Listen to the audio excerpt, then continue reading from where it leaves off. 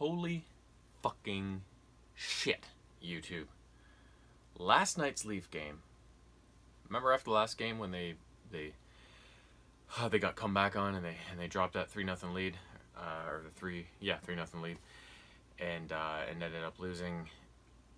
And I expected them to have a really good bounce back game because they usually do that. They didn't, or at least it didn't come until late in the third.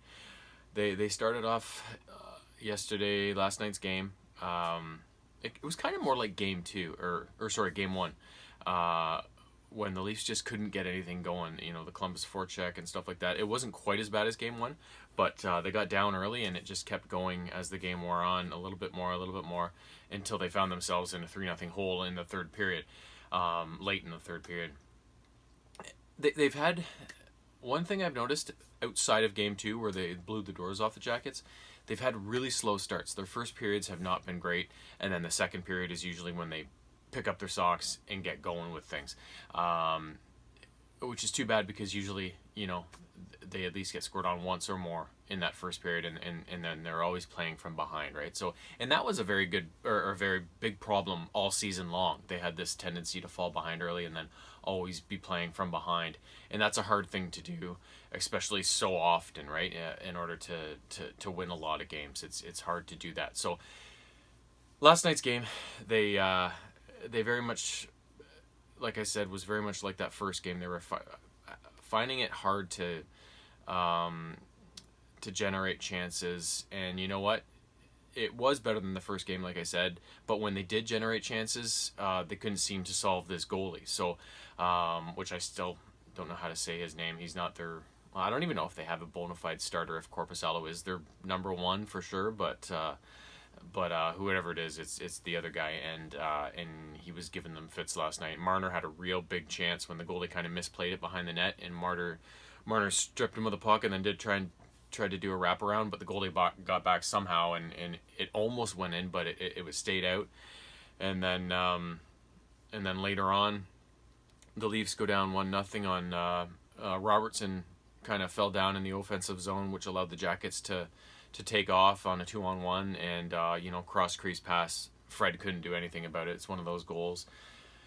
And then in the second period, a fluky goal, shot from the point, hit Marner's stick of all, not even a Columbus tip in. It hit one of the Leaf sticks and went past Freddie, and they were down 2-0 going into the third.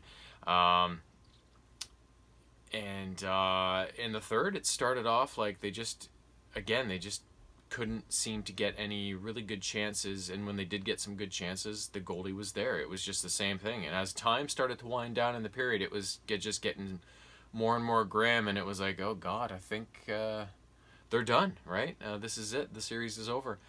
And then that was at 2-0 though. I'm a kind of guy who has a lot of belief, a lot of hope, not in heavens and gods above or anything like that, but in my hockey team and in tangible things in life, because I have some sort of reason. And at 2-0, I still thought, okay, they can do this. Even if they have to wait till the end of the game, pull the goalie, get one, and then they're within one, and maybe they can do it again and tie things up. But with just under 6 minutes to play in the third period, poor Riley. Oh God, the Leafs were kind of regrouping in their own zone. He was just inside the blue line, and he was standing still with it, looking for somebody to give it to. And the Leafs were all kind of circling back and taking off, and nobody was open. Nobody was getting open. The Blue Jackets kind of had the neutral zone clogged up, and there wasn't any good pass options. So the longer and longer he stood there, one of the Jackets, Foligno, came at him and stripped him of the puck, and then threw it over to somebody else, who then scored on Fred. So just inside of 6 minutes left, 3-0 Jackets. And at that point, I was finally like, just seeing how the first 55 minutes of the game went down 3-0. I was like, oh, that's it. How can they possibly come back from this now? Just you wait. For once in my goddamned life, the Leafs are finally on the other side of an epic meltdown, an epic comeback, and it saved their season and their series, and they have one more game to play, and hopefully they can ride this momentum through. But getting back to the end of this game, the Leafs waited till maybe just over 4 minutes left in the game before they pulled Fred for an extra attacker. And of course they had to do it with a little, like, normally you pull the goalie with like what? Usually it used to be like a little over a minute, minute and a half. But in the last number of years, teams have started to pull the goalie with more time left on the clock. And you might see it outside of 2 minutes sort of thing. The Leafs did it with just over 4 minutes left because obviously they needed a pile of goals. They got one right away. The first one was kind of a jumbled mess of a goal. The puck came to Marner on the left wing. He just let kind of a weak shot go at the net, and then it kind of bounced around the crease a bit, and I think Hyman was able to kind of get it out in front, and then Nylander was just able to squeak it through the pads. It dribbled in. It was 3-1. Not much later, this was a beautiful goal. The Leafs gained the zone, and then Matthews kind of was keeping it along the left side and down into the corner, and he kind of waited until everybody kind of froze a bit, and then Tavares, just lurking in the weeds, cruised into the low slot. Matthews hit him with a pass, and then Johnny T hit the top blocker side corner like butter, and that was 3-2. Ho, ho, ho. I was like, surely they can't get another one. I mean, I want them to, but 2 goals already with the goalie pulled with over 4 minutes left. They haven't got scored on the empty net. They've already got 2 goals. Like, surely they can't get another one. Like, this would be too fantastic to even contemplate, right? They went and got another one. Holy shit. I'm forgetting who got the third one. Oh, Hyman did. Yeah, it was the Leafs gained the zone, and it was kind of everybody was everywhere, and a couple jackets were drawn to Matthews because he's the one that brought it over the line and into the zone, and everybody knows, you know, he's the Leafs' most talented player. He's got a lethal shot, so they gave him more respect than maybe they should have. A couple guys were drawn to him, and then he just found Hyman kind of off to the left a little bit, hit him with a pass, and then Zachy put it through the goalie's legs, I believe, and that was 3-3. I talked last game about I had to believe some of the bounces and breaks were going to start to go the Leafs' way. They didn't all game long until that net empty sequence, because the Jackets had a couple really good chances to ice it on the empty net, and one just hit the outside of the net and got stuck in the plastic down by the mesh. Another one, the Leafs scrambled after a turnover, and Marner and Nylander were both in front of the net playing goalie, and it caused the Columbus shooter to pull it wide, and they were definitely not without their chances to end it. But the Leafs survived it, and they ended up getting those 3 goals. And lo and behold, somehow, improbably, off we went to overtime. My son, James, had at 3-0, after they scored the 3-0 goal, he was like, okay, well, I'm going to bed. You know, wake me up if well, not wake, he wouldn't have been asleep yet anyways, but come get me if, anything happens. And literally like a minute later, I'm like, it's 3-2. And he was like, what? And so he stayed up and we watched the overtime period. And it took a little while, but I'm going to get into some officiating stuff now, because all game long, again, the refs had been calling weird penalties. And I really don't like it, because I like playoff hockey to be decided by the players, not by some ref who thinks, okay, this little tap on the gloves deserves a penalty, but this tiny tug with the stick doesn't. That's bullshit. Let them play. Let the players decide it, unless it's something that's technically a rule, like a guy puts the puck over the glass, or something like that, or if it's just something so blatantly obvious that could have injured a guy, or causes a breakaway the other way. Those are the ones you have to call. But all the little shit you let go. During the game, the calls weren't great. I didn't like a lot of the calls. But in the overtime, the refs finally got going because it was overtime playoffs especially. They put the whistles away and they let the guys play, and that was when Foligno on the other team, who's a bit of a baby, he's always whining. Riley was chasing the puck into his own corner in his own end, and he was going in to get it, and Foligno pulled on his skate with his stick and caused Riley to trip and go into the boards, like, knees first, which is a dangerous play, right? And so the refs, as they should have, called this penalty because it was one of those ones that should have been called. A, it would have caused a really big turnover in the Leafs zone for Columbus on a dirty play, and B, it could have seriously hurt Riley, who's they've already got Muzzin out with no repercussions to the Jackets, and now that could have put Riley out, right? The two of their best defensemen, so he's barking at the refs and stuff like that. So it looked really good on him when the Leafs went out and scored on that power play to end the game. I really like Mike Foligno, who was a player back in the 80s and 90s who played for the Leafs, but I don't like his son. I gotta be honest. He's kind of a prick. Just whiny, just shut up and go to the box. That was a stupid penalty. Obviously, he didn't think so, but how can you not know that? That's one of those ones where you send a guy into the boards face first, knees first by tripping him like that. They're going to call it pretty much all of the time. You might get away with it once in a blue moon, but that's a dangerous play, and you deserve to go to the box, overtime or not, I was like, as soon as that call went down and he was whining to the refs, I was like, please, Leafs, if you end this game in overtime, do it right now, because I want to see him angry and pissed, and it would just be a really good look on him to do that. And so they did. It was and it was a beauty too.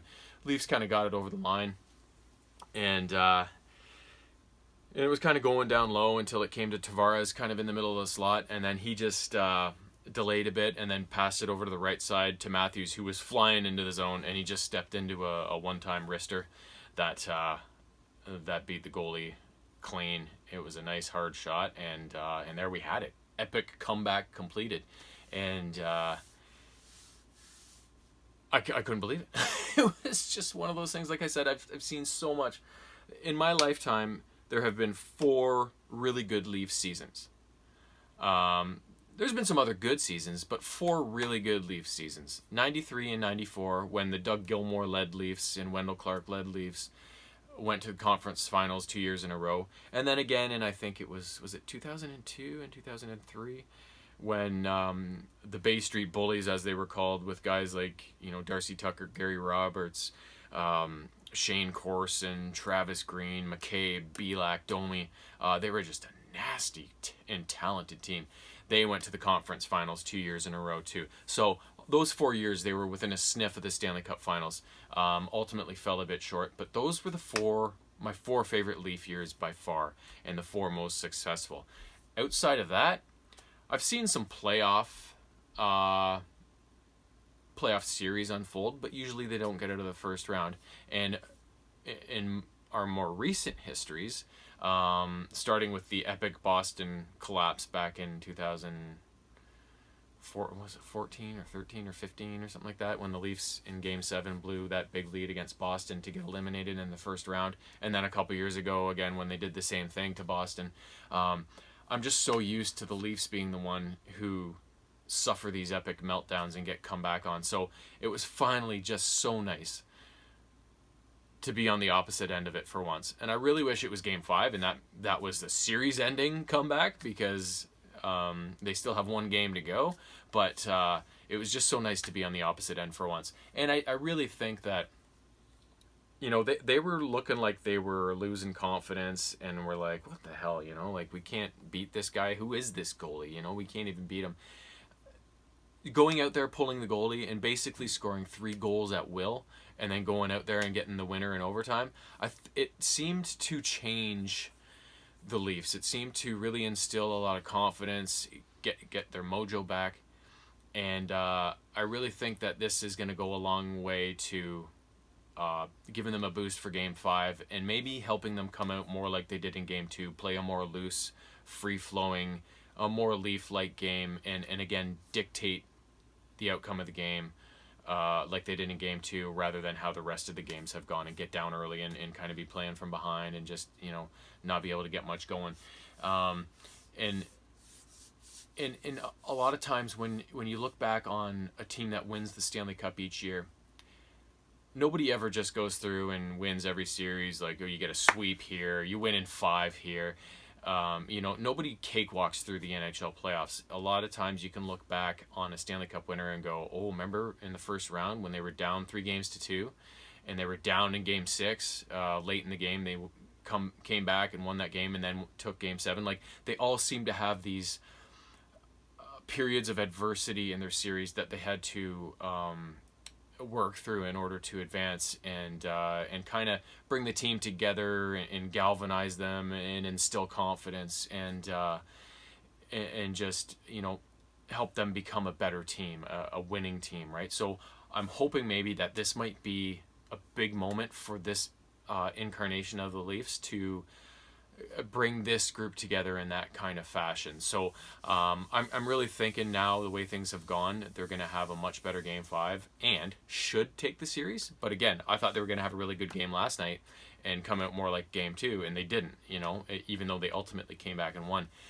That's the thing about playoff hockey. You just never know how it's going to go.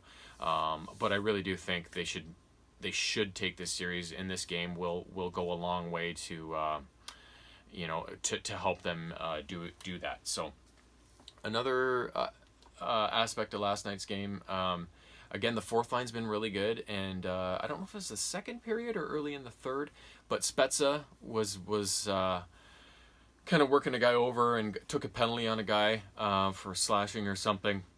And then after the whistle was blown, he just fought the guy, and they had a pretty good tussle. And they were talking about after the game, like, the Leafs are a pretty young team, but they do have a few veterans, and none more veteran than Jason Spezza, who has been in the league probably, I'm assuming, close to 20 years now. And he's been in the playoffs a number of times, and I think the closest he ever came probably would have been when he was on the Senators, and they lost to the Ducks in the Stanley Cup Finals in 2007. So he's never won a cup, and they're saying, the Leafs are saying, like, yeah, he didn't want the series to end. Like, he's the guy who probably wants the Stanley Cup the most in this room, because he knows, his chances are a lot less than the rest of these guys are going to be, because they have many years ahead of them. So, so he went out there and tried to, get some energy going, get some energy back on the bench, and get the guys invested. So he went out and threw the flippers, which is not really what he does. So so that was good to see. I really liked that moment in the game, and it seemed to help them at the time. So it was a really good win, and they're doing it without Muzzin in the lineup too. So what more can you say than they dodged a bullet in this game, but they went out and got it done late in the game. That's why you play the full 60 minutes, because it doesn't matter when you get the goals. It matters when the buzzer goes, who's got more of them, right? So, and we all know that the Leafs can score in bunches, and that's what they did at the end of the game with the goalie out. So, big, improbable win, and let's hope, like I said, they can ride this momentum into Game 5 and win this series. And I'm not getting too excited, because they could still lose Game 5 and be out of this whole thing. But even if they win Game 5, this is just the qualifying round. They still have 4 more 7-game series to go, 16 wins to claim the Stanley Cup after the teams get out of this qualifying round. So it's a long slog. That's why it's the hardest trophy to win in professional sports. And I'm not letting myself get too excited. I'm being like a player right now. You don't get too high on the highs, you don't get too low on the lows, just even keel. So as a fan, I've found that I've had to do the same in recent years, whereas I used to get really worked up, because I don't think it's good for my heart when I get all worked up. So, but anyways, that was Game 4. Crazy win by the Leafs, and let's see if they can go out and impress us again on Sunday. Toodles.